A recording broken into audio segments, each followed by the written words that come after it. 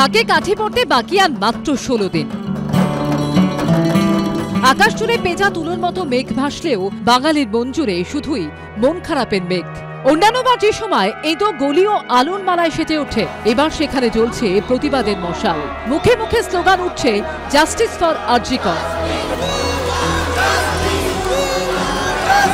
দিনে দুবার ব্যবহার করো স্টপেজ ক্রিম আর নিজেকে রাখো evergreen. Keya Seth aromatherapy stoppage cream আর খুঁজে পাও নতুন আমিকে। পুজো উদ্যোক্তারা বলছেন শুধু মানুষের মনে নয়, এর বড়সড় প্রভাব পড়েছে পুজো নির্ভর অর্থনীতিতেও। গতবারের তুলনায় এবার বিজ্ঞাপনের হার লক্ষণীয়ভাবে কমেছে। দক্ষিণ কলকাতার বকুলবাগান সর্বজনীনের এবারের থিম মাসান আর্ট। 97 বছরে পদার্পণ করলো এবার তাদের পুজো। 15ই আগস্টে যা আমাদের বুকিংয়ের যা এনকোয়ারি ছিল, হ্যাঁ, আর আজকে পুজোর 10 দিন আগে আপনি হয়তো দেখতে পারেন আমাদের প্রায় 20-22টা গেট করা। প্রতিবার যেটা হয় সেটা একটাও গেট লাগেনি, কনফার্মেশনও হয়নি।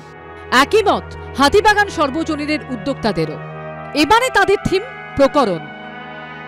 আরজি করের এই দুঃখজনক ঘটনার পর নিশ্চয়ই ব্র্যান্ডিংয়ের পরিমাণ স্পন্সরশিপ অনেকটাই আমরা পিছিয়ে গেছিল, কিন্তু গত 10 দিনে অনেকটাই উন্নতি হওয়ার জন্য আবার কিছুটা স্পন্সরশিপ আমাদের ব্যাক করছে। অনেকটা আশা বেশি করেছিলাম, অতটা না হলেও মোটামুটি একটা জায়গায় পৌঁছাতে পারবো বলে আমার বিশ্বাস।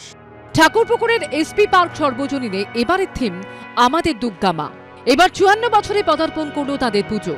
উদ্যোক্তারা বলছেন গতবারের তুলনায় এবার বিজ্ঞাপন অনেক কম এসেছে।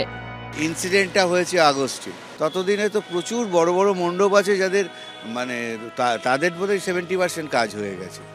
সেখান থেকে আর আমরা মণ্ডপটাকে ছোট করব কি করে, আমরা অন্য কাজ কাটল করব কি করে? আমাকে তো প্যান্ডেলটা শেষ করতেই হবে। বিশ্বকর্মা পুজো পর্যন্ত 90% বা 95% হয়ে যায়, কন্ট্রাক্ট হয়ে যায়।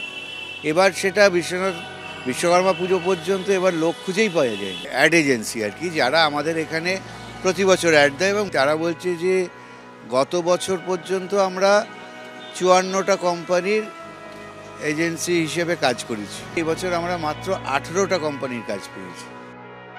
মা আসার আগেই মেয়ে চলে গেছে, তাই পুজো এলেও যেন ঘরের কোণে শূন্যতা। অরিত্রিক ভট্টাচার্য ও সৌমিত্র রায়ের রিপোর্ট, এবিপি আনন্দ।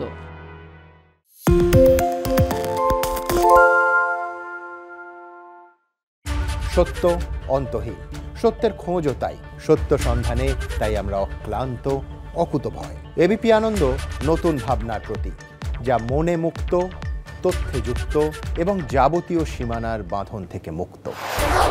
সীমা না শব্দটির মধ্যে লুকিয়ে আছে মানা শব্দটি, যেন চোখ রাঙানি এক অদৃশ্য ব্যানাজার, যা আটকে রাখে আমাদের এক ছোট্ট গণ্ডির মধ্যে। একমাত্র সঠিক খবরই গড়ে তুলবে এক মুক্ত সমাজ।